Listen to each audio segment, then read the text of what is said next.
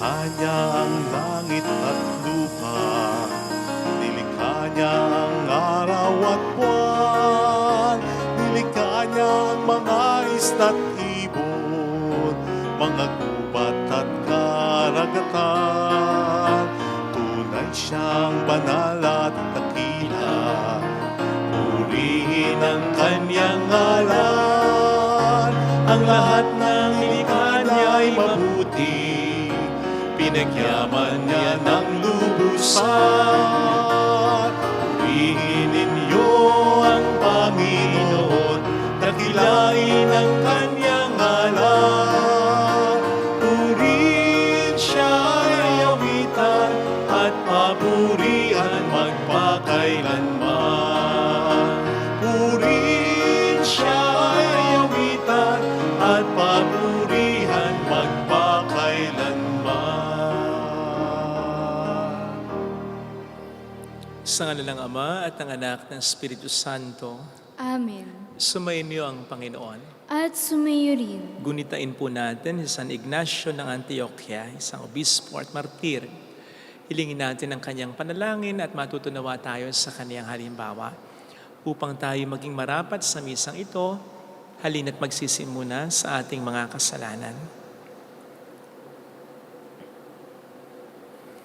Tayo pong lahat, inaamin ko sa makapangyarihang Diyos at sa inyo mga kapatid, na lubha akong nagkasala sa isip, sa salita at sa gawa, at sa aking pagkukulang. Kaya sinasamo ko sa mahal na Birheng Maria, sa lahat ng mga anghel at mga banal, at sa inyo mga kapatid, na ako'y panalangin sa Panginoong ating Diyos. Kaawaan tayo na mapagmahal na Diyos, patawarin sa ating mga sala, at patnubayan hanggang sa buhay na walang hanggan. Amen. Panginoon, kaawaan mo kami. Panginoon, kaawaan mo kami. Kristo, kaawaan mo kami. Kristo, kaawaan mo kami. Panginoon, kaawaan mo kami. Panginoon, kaawaan mo kami. Iyuko natin ang ating ulo. Maaring ibulong sa Panginoon ang ating intensyon. Pakisama po ang intensyon para sa mga may sakit at mga nag-aalaga sa kanila. Gayun din para sa mga OFW at ang mga tumutulong sa ating simbahan.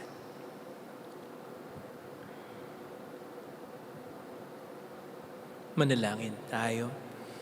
Ama naming makapangyarihan, ang banal na katawang sambayanan mo ay yung binigyang kagandahan sa pagkapahayag ng pananampalataya ng mga martir mong mahal, ang ipinagdiriwang ngayong pagtatampok sa pagpapakasakit ni San Ignacio ang kadakilay dito na kamit, ay magpalakas nawa ng aming loob palagi sa bawat saglit. Sa pamamagitan ni Jesucristo, kasama ang Espiritu Santo magpasa walang hanggan. Amen. Ang salita ng Diyos mula sa sulat ni Apostol San Pablo sa mga taga-Efeso. Mula kay Pablo na naging apostol ni Kristo Jesus, ayon sa kalooban ng Diyos, sa mga kapatid na nasa Efeso at tapat na namumuhay kay Kristo Jesus. Sumainyo nawa ang pagpapala at kapayapaan mula sa Diyos na ating Ama at sa Panginoong Heso Kristo. Magpasalamat tayo sa Diyos at Ama ng ating Panginoong Heso Kristo. Pinagkalooban niya tayo ng lahat ng pagpapalang espiritual dahil sa ating pakikipag-isa kay Kristo. At sa atin ngang pakikipag-isang ito, hinirang na niya tayo bago pa nilikha ang sanlibutan upang maging banal at walang kapintasan sa harapan niya. Dahil sa pag-ibig ng Diyos, tayo kanyang itinalaga upang maging mga anak niya sa pamamagitan ni Jesucristo. Iyan ang kanyang layunin at kalooban. Purihin natin siya dahil sa kanyang kahangahangang pagkalinga sa atin sa pamamagitan ng kanyang minamahal na anak. Tinubos tayo ni Kristo sa pamamagitan ng kanyang kamatayan at sa gayoy pinatawad na ang ating mga kasalanan. Gayon kadakila ang pag-ibig na ipinadama niya sa atin. Binigyan niya tayo ng karunungan at kabatiran upang lubos nating maunawaan ang kanyang lihim na panukala na isa sa katuparan sa pamamagitan ni Kristo pagdating ng takdang panahon. Ang panukalang ito ay pag-isahin kay Kristo ang lahat ng nasa langit at nasa lupa. Ang salita ng Diyos. Salamat sa Diyos. Ang Diyos na rin ang naghayag ng handog niyang pagliligtas. Ang Diyos na rin ang naghayag ng handog niyang pagliligtas. Umawit ng bagong awit at sa puon ay ialay. Pagkat yaong ginawa niya ay kahangahangang tunay. Sa sariling lakas niya at taglay na kabanalan, walang hirap na natamo yaong hangad na tagumpay. Ang Diyos na rin ang naghayag ng handog niyang pagliligtas. Ang tagumpay niyang ito'y siya na rin ang naghayag.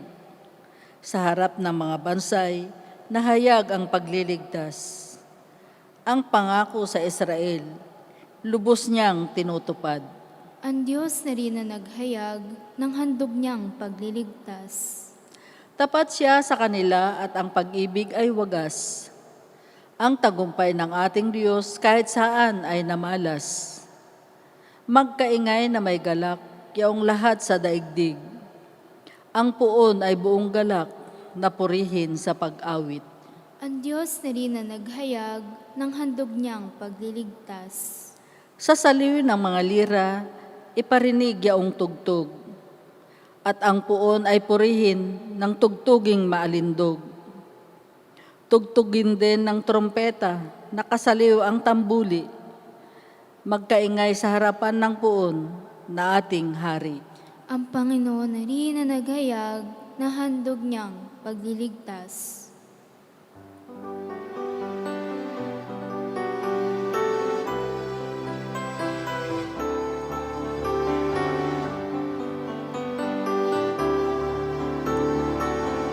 Hallelujah, hallelujah,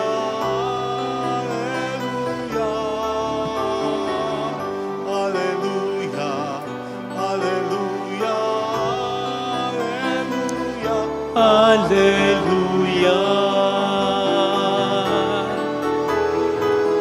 hallelujah, hallelujah, hallelujah,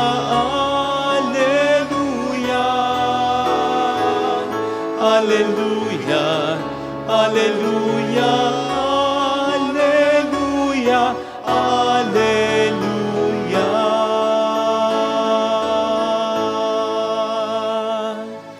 Sumainyo ang Panginoon. At sumayo rin. Ang mabuting balita ng Panginoon ayon kay San Lucas. Papuri sa iyo, Panginoon. Noong panahong yon, sinabi ni Jesus, "Kawawa kayo.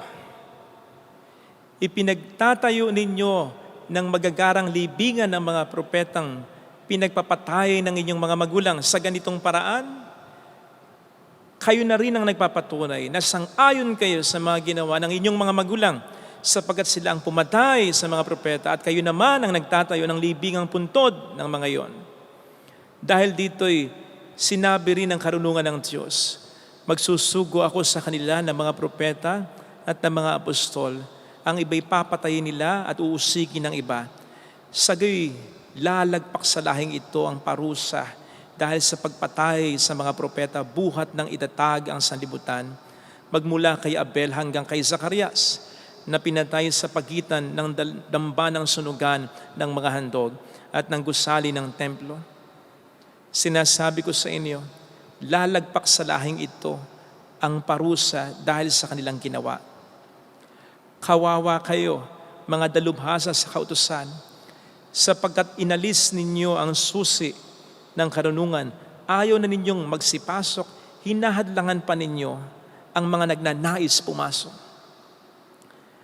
At umalis si Jesus sa bahay na iyon.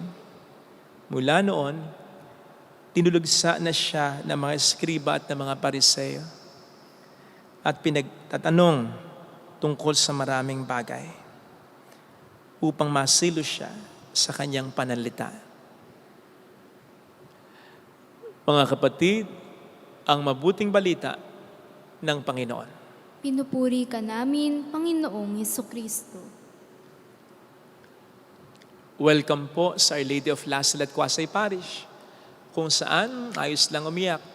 Sasamahan tayo ng mahal na ina sa pag-iyak at sa pagdarasal upang maging maayos ang lahat. Ayon po sa isang recent survey, dito lang sa ating bayan, wala pa sa kalahati ng bilang ng mga Katoliko ang nagsisimba tuwing linggo. Lamang na lamang sa mga nagsisimba yung mga hindi nagsisimba, yung mga hindi nagagawi ng simbahan. At siguradong maraming dahilan, pero sinisigurado ko po sa inyo na hindi mawawala yung dahilan na maaaring narinig na ninyo. Bakit ako magsisimba? Puro ipokrito naman ang mga nasa simbahan. Mga makasalanan din naman. Kanina nga may umiiyak sa akin. Sabi doon ng kapatid niya sa kanya, simba ka ng simba, demonyo ka naman. Ang tanong, tama po ba ang sinasabi nilang kanya? Unang-una, sino po ba sa mga nagsisimba ang masasabi ninyong nagsabi na sila'y banal na sila hindi makasalanan? Meron po ba? Wala naman, di ba? In fact, ang ating simbahan, sa palagay ko lang, ang tanging institusyon na kapag magre-recruit ng mga bagong miyembro, ang pinaka-qualification ay dapat makasalanan ka. Sapagkat kung hindi ka makasalanan, hindi ka bagay dito. Dahil ang simbahan ay ospital para sa mga makasalanan. Dito ginagamot ng Panginoon ang tulad kong makasalanan. Kapag po ba meron kayong sakit, lalo na yung malubha, sasabihin niyo po ba sa mga nagpipilit sa inyong dalhin sa ospital, ayoko, wag niyo akong dadalhin sa ospital. Maraming may sakit doon. Abay, syempre, ospital yun. Magiging ospital ba yun? Kung puro malulusog yung tao doon? Gayun din naman, ano pang silbi ng simbahan kung wala ng mga makasalanan? Kaya nga sa langit, wala nang gusaling simbahan. Sapagkat sa langit, lahat ng miyembro ng simbahan ay mga banal na. Pero dahil may simbahan, ay sapagkat tayo'y mga makasalanan. Ginagamot tayo ng Diyos sa simbahan. At tandaan natin na ang nagtatag ng simbahang ito ay ang ating pinakadakilang manggagamot na siyang nagsabi, ang mga may sakit, ang mga nangangailangan ng manggagamot, hindi ang malulusog. Na siyang nagsabi, naparito ako, siya na dakilang manggagamot, hindi para sa mga banal, kundi para sa mga makasalanan. Lahat tayo ay may sakit. Lahat tayo ay makasalanan. Lahat tayo kailangang pumunta ng simbahan. Ang pagiging ipokrito ay yung pag-asabing siya'y banal na, pero hindi talaga. At yan ang sinasabi ni Kristo sa mga eskriba at Pariseo. Ang salitang ipokrito ay galing sa isang salita na ibig sabihin dati ay an actor in a theater. Isang aktor sa teatro, lalong-lalo na nung ancient theater, na mga actors ay nakasuot pa ng maskara o hindi nga ba't ang normal na aktor ay umaarte ng isang karakter na hindi naman siya. So ganon ang pagiging ipokrito. Yung you say one thing and then you show another thing. Sa konteksto nga ng pinag-uusapan natin, yung sabihin mong banal ka, pero hindi talaga. Kaya't kung sasabihin po ninyo na kaming nagpupunta ng simbahan ay mga ipokrito, hindi yun totoo. Sapagkat hindi naman namin kiniklaim na kami ay banal na. Ang sinasabi namin at ang aminado kami makasalanan. Hindi yun pagiging ipokrito, sapagkat yun ang totoo. Narinig natin sa ating ebanghelyo ang patuloy na pagkastigo ni Kristo sa mga eskriba at Pariseo dahil sa kanilang pagiging mapagbalat kayo o pagiging ipokrito. In fact, tinawag sila ni Kristo na mga ipokrito. Nagkamali po ba dito si Kristo? I don't think so. Hindi. Of course. Kung tutuusin, ang mga eskriba at Pariseo ay mas nagsisimba kaysa sa amin. Mas saulado ang Biblia kaysa sa amin. Mas ginagawa ang mga kautusan kaya sa amin. Pero ang sinabihan ni Kristong ipokrito. At hindi doon nagkamali si Kristo. Dahil kiniklaim ng mga eskriba, lalo na mga Pariseo, na sila'y mga banal. Gayong sila'y makasalanan. Kaya tama si Kristo. Totoong sila'y ipokrito. Narinig natin ang patunay nito sa ating ebanghelyo.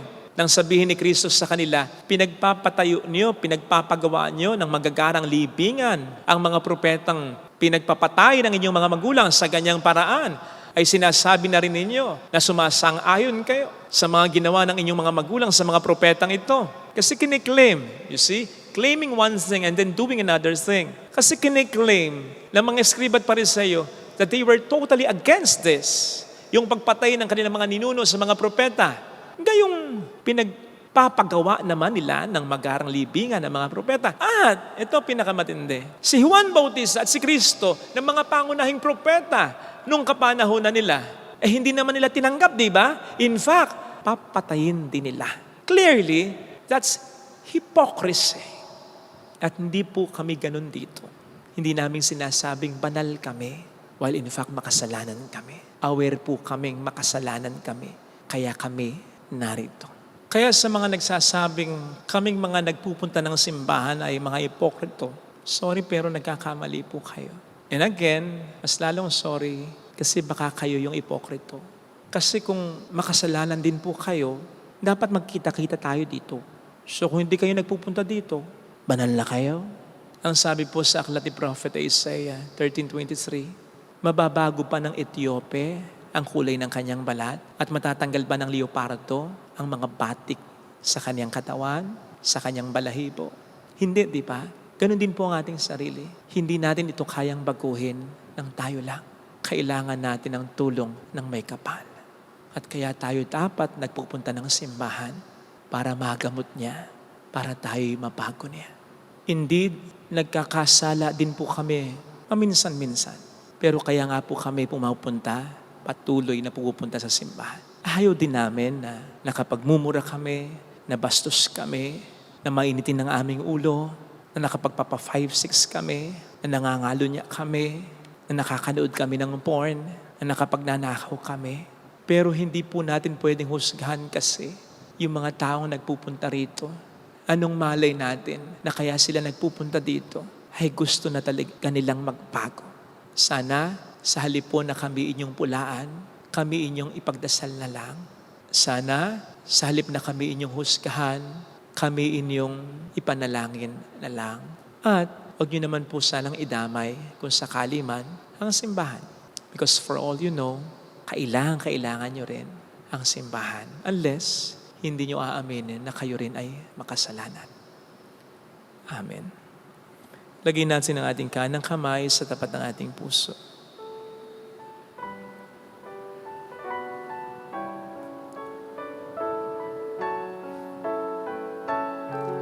Awitin natin. Alam kong may magagawa ang Diyos.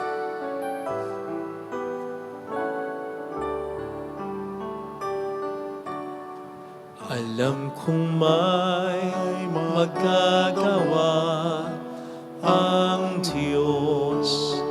Alam kong may magagawa ang Diyos. Alam kong may magagawa Makapangyarihan siya. ang Diyos. Kung ako'y magtatapat, Kung ako'y magtatapat sa Kanya'y maglilingkod, sa Kanya'y maglilingkod, alam kong may magagawa ang Diyos.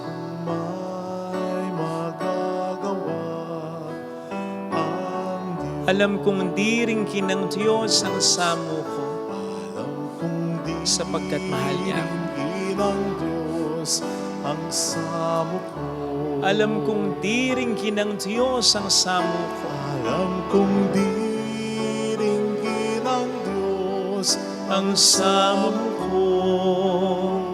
Kung ako'y magtatapat, kung ako'y magtatapat sa Kanya'y maglilingkod, sa Kanya'y maglilingkod. alam kong di rin kinang Diyos ang samo ko. Di ringgin ng Diyos Pikit natin ang ating mga mata. Panginoon, gamutin mo kami ng iyong pagmamahal. Papag-alabin mo ang aming pagmamahal para sa iyo sa aming puso. Tulungan mo pong kami makalayo sa mga tukso, maging matapang sa lahat ng mga problema at pagsubok. Huwag mo po kaming hayaang malayo sa iyo.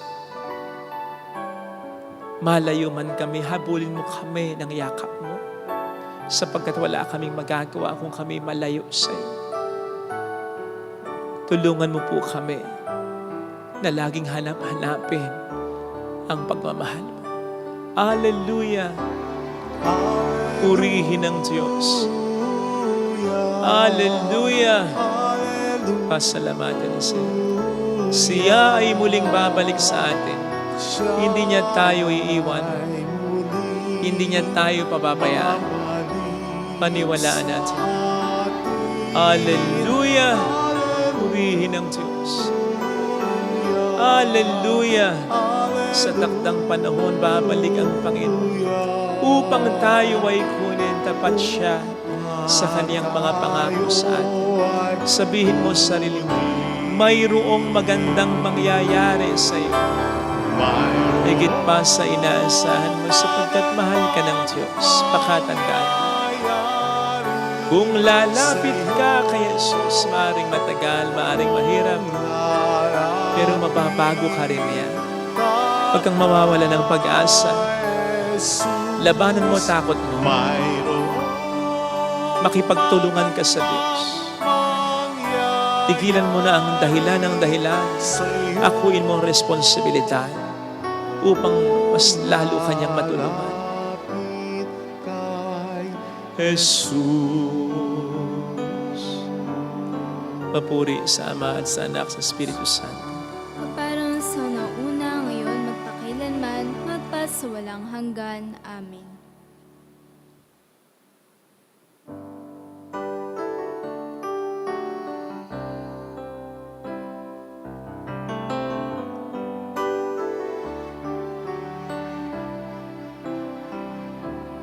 Tanggapin mo,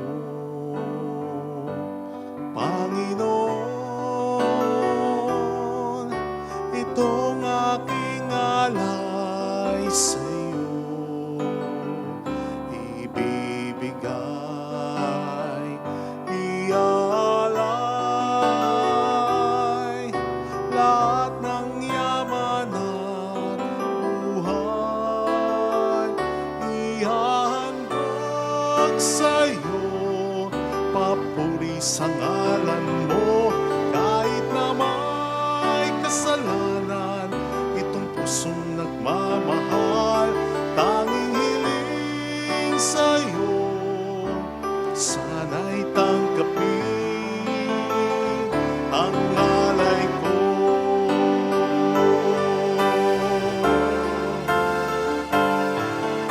Ako ay tumatawag sa'yo.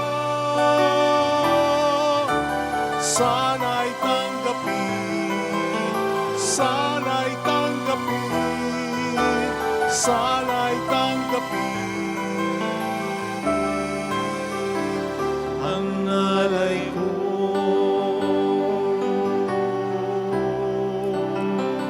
Ang alay ko.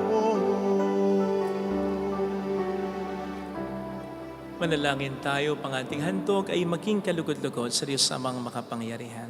Tanggapin nawa ng Panginoon itong paghahain sa iyo mga kamay, sa kapurihan niya at karangalan sa ating kapakinabangan at sa buong sambayanan niyang banal. Ama naming lumikha, kalugdan mo ang aming paghahain ng tapat na pagsamba sa iyo, na tumanggap kay San Ignacio bilang trigo ni Kristo at tinapay na dalisay sa pagtitiis niyang maging martir mo.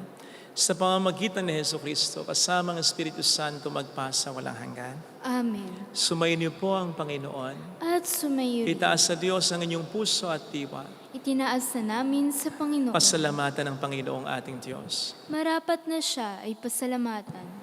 Ama naming makapangyarihan, tunay ngang marapat na ikaw ay aming pasalamatan sa pamamagitan ni Hesus Kristo na aming Panginoon.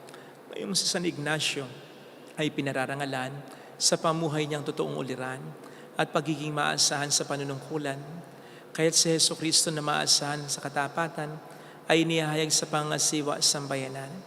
Ang malasakit ng mga ulirang tagapangasiwa noon ay nagpapatuloy magpahanggang ngayon sa mga panalangkilang iniukol kay isa ng bayan mong dito nagtitipon. Kaya kaisa ng mga anghel na nagsisiawit ng papuri sa iyo ng walang humpay sa kalangitan, kami nagbubunyi sa iyong kadakilaan. Santo, Santo, Santo, Panginoong Diyos ng mga hukbo, napupuno ang langit at lupa ng kadakilaan mo. Hosana sa kaitaasan. Pinagpala ang naparirito sa ngalan ng Panginoon. Hosana sa kaitaasan. Ama naming banal, ikaw po ang bukal ng tanang kabanalan. Kaya't sa pamamagitan po ng iyong Espiritu gawin mo pong banal ang mga kaloob na ito upang para sa amin ay maging katawan at dugo ng iyong anak at aming Panginoong Heso Kristo. Bago niya pinagtiis ang kusang loob na maging handog, hinawakan niya ang tinapay, pinasalamatan kaniya, pinaghati-hati niya iyon. Iniabot sa kaniyang mga alagad at sinabi, tanggapin ninyong lahat ito at kanin. Ito ang aking katawan na iahanto para sa inyo.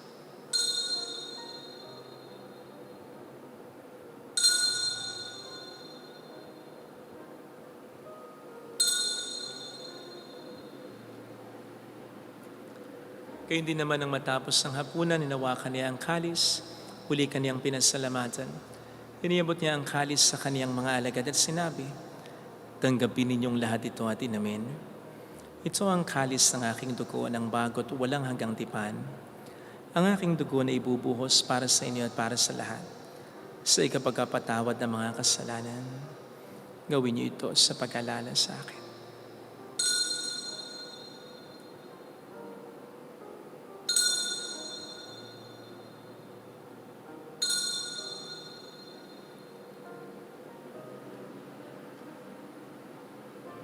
Ipagbunyin natin ang misteryo ng ating pananampalataya. Si Kristo'y namatay, si Kristo'y nabuhay, si Kristo'y babalik sa wakas ng panahon.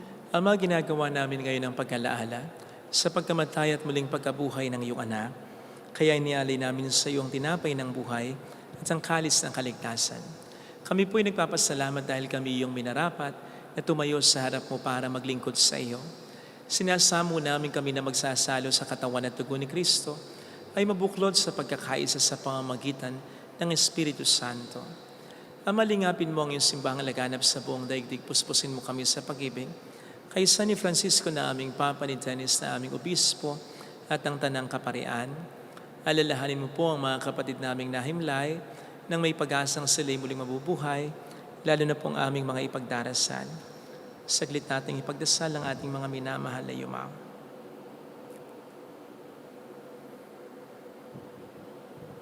Kawaan mo sila at patuloyin sa iyong kaliwanagan. Kawaan mo at paging tapatin kaming lahat na makasalo sa iyong buhay na walang wakas. Kaysa ang mahal na birhen ng Lasalet, ang ina ng Diyos, isanusay ang kabiyak ng kanyang puso lahat ng mga banal na namuhay dito sa daigdig ng kalugod-lugod sa iyo. May pagdiwang nawa namin na pagupuri sa ikararangal mo sa pamamagitan ng iyong anak at sa aming Panginoong Heso Kristo. Sa pamamagitan ni Kristo kasama niya at sa Kanya, ang lahat ng parangal papuri ay sa iyo. Diyos samang makapangyarihan, kasamang Espiritu Santo, magpa sa walang hanggan. Amen. Tumawag tayo sa ating Ama.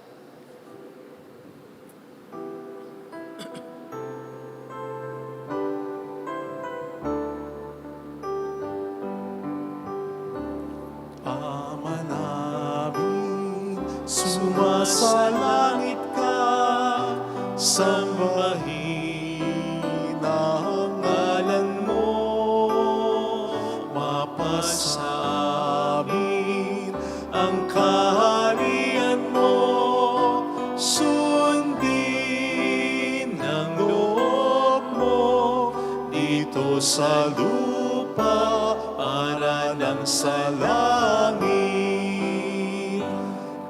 Bigyan mo kami ngayon ng aming kakanin sa araw-araw. At patawarin mo kami sa aming mga sala para ng pagpapatawad namin sa nagkakasala sala sa amin at huwag mo kami ipahintulot sa puso at ihadya mo kami sa lahat ng masama. Hiniling namin kami adya sa lahat ng masama, pagkalooban ng kapayapaan araw-araw, iligtas sa kasalanan sa kapahamakan sa mga seryosong karamdaman, samantalang aming pinaghahandaan ang dakilang araw ng pagpapahayag ng tagapagligtas namin sa Heso Kristo. Sapagkat iyo ang kaharian, ang kapangyarihan at ang kapurihan magpakailanman. Amen. Panginoong Heso Kristo, sinabi mo noon, sinasabi mo rin sa amin ngayon. Kapayapaan ang iniiwan ko sa inyo, aking kapayapaan ang ibinibigay ko. Tunghayin mo ng aming pananampalataya, huwag ang aming pagkakasala. Pagkalooban mo kami ng kapayapaan at pagkakaisa ayon sa iyong kalooban, kasama ang Espiritu Santo magpasa walang hanggan. Amen. Ang kapayapaan ng Panginoon ay sumainyo nawang lahat. At sumayo rin. Magbigayan tayo ng kapayapaan sa isa't isa. Kapayapaan po. Peace be with you. Peace be with you. Thank you. Kordero ng Diyos na nag-aalis ng mga kasalanan ng sanlibutan, maawa ka sa amin. Kordero ng Diyos na nag-aalis sa mga kasalanan ng sanlibutan, maawa ka sa amin. Kordero ng Diyos na nag-aalis sa mga kasalanan ng sanlibutan, ipagkaloob mo sa amin ang kapayapaan.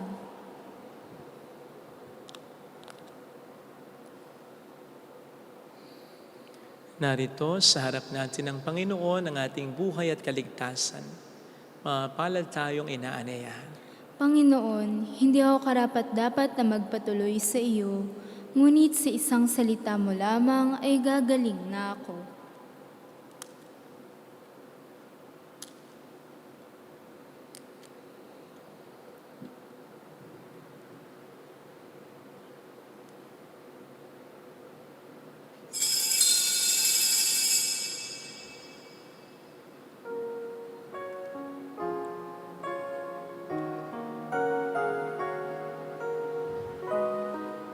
Panalangin para sa espiritual na pakikinabang. Panginoong Hesus, ako ay naniniwala na ikaw ay nasa kabanal-banalang sakramento. Iniibig kita ng higit sa lahat at ninanasa kong tanggapin ka sa aking kaluluwa. Sapagkat sa mga sandaling ito, hindi kita matatanggap sa sakramento. Tumuloy ka sa espiritu sa aking puso. Niyayakap kita na para bang naririto ka na. Inaalay ko ng buong buo ang aking sarili sa iyo. Huwag mong hayaang mawalay ako sa iyo. Amen. Ako'y pagod na at nagdurusa. Sino ang susundin ng aking damdamin? O Jesus na nagalay ng buhay na banal.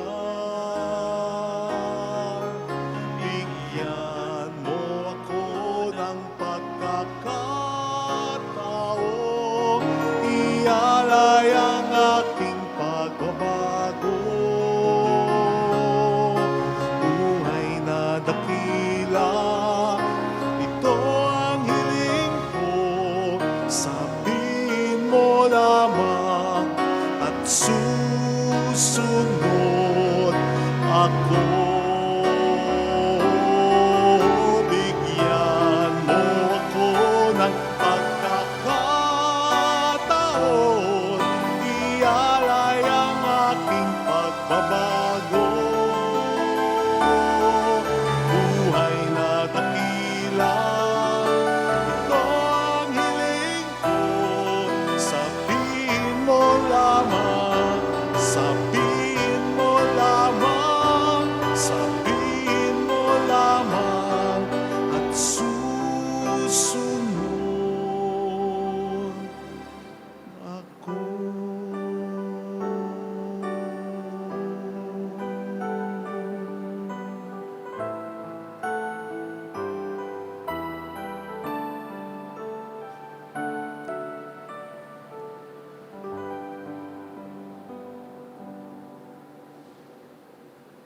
Manalangin tayo. Ama naming mapagmahal, kaming nakinabang sa tinapay mong bigay, ngayong kapanganakan ni San Ignacio sa kalangitan, ay magkamit nawa ng iyong lakas para maging Kristiyano sa turing at gawain. Sa pamamagitan ni Hesus Kristo, kasama ng Espiritu Santo magpas sa walang hanggan. Amen. Holy God, Holy Mighty One, Holy Immortal One, have mercy on us and on the whole world. Holy God, Holy Mighty One, Holy Immortal One, Have mercy on us and on the whole world. Holy God, Holy Mighty One, Holy Immortal One, Have mercy on us and on the whole world. Jesus, King of Mercy, We trust in you. alalahanin, Alalahanin o mahal na Birhen ng Lazaret, ina ina ng pag-asa. Ikaw ang nagpapaalala sa aming magbalik loob sa Ama. Ito ang nagpapatunay na ang kagandahan loob mo'y nananatiling busilak. Sa pag-aaruga mo sa amin, tungkulin mo'y tinupad. Sa paanan ni Kristo'y tinuri mo kami mga tunay mong anak. Kaya ninais mong isa'y huwag mapahamak. Maging sa iyong walang tigil na pananalangin, pati luhay pumatak. Huwag namang mawala ng saysay ang iyong paghihirap. Ilingnawa namin sa iyo, o aming inang liyag, na matapos ang pakikibaka namin sa mundong ito, at sa pananatili naming tapat kay Kristo, sa kapurihan mo'y makibahagi kaming ganap, upang kung nasaan ka ngayon ay maparoon din kaming lahat, at ang kaganapan ng kalwalhatian ng Diyos Amay tuluyang matupad. Siya. Mahal na Birhen ng Lazaret, tagapagkasundo ng mga makasalanan. Ipanalangin mong walang patid, kami mga dumudulog sa iyo. Marami pong salamat sa inyong pakikisa at sa lagi niyong pagtulong na dahilan kung bakit naipatayo at ngayon ay nami-maintain na po natin ang simbahang ito, loob at labas. Salamat din dahil sa mga tulong ninyo na ipopromote natin ang devotion sa Our Lady of Lazaret na kailangan ngayon ng mundong ito. I mean, yung mensahe ng mahal na ina na pakikipagkasundo sa Diyos at sa isa't isa. At dahil din sa mga tulong ninyo, nakatutulong tayo sa maraming mga parokya at individuals. Sa ngayon po, isa sa mga naitutulong po ninyo ay pagpapagawa natin ng mga chapels. So marami pong salamat sa inyo. Dahil sa inyo, nagiging daluluyan ng biyaya ang simbahang ito. Sumayin niyo ang Panginoon. At sumayo rin. Palain kayo kasama ng ating pamilya na mapagmahal na Diyos, ng Ama at ng Anak, ng Espiritu Santo. Amen. Umayo tayo sa kapayapaan ni Kristo. Salamat sa Diyos. Salamat din.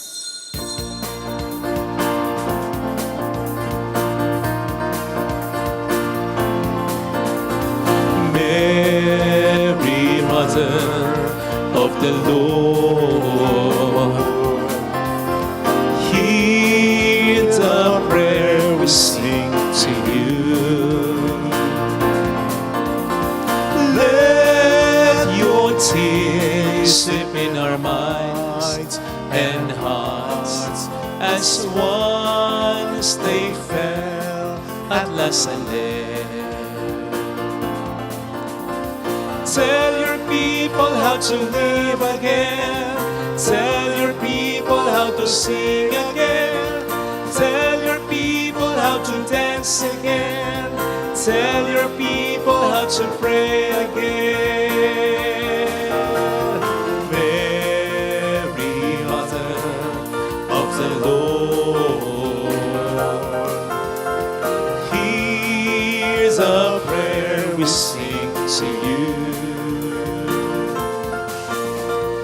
Let your tears slip in our minds and hearts as once they fell at La Salette.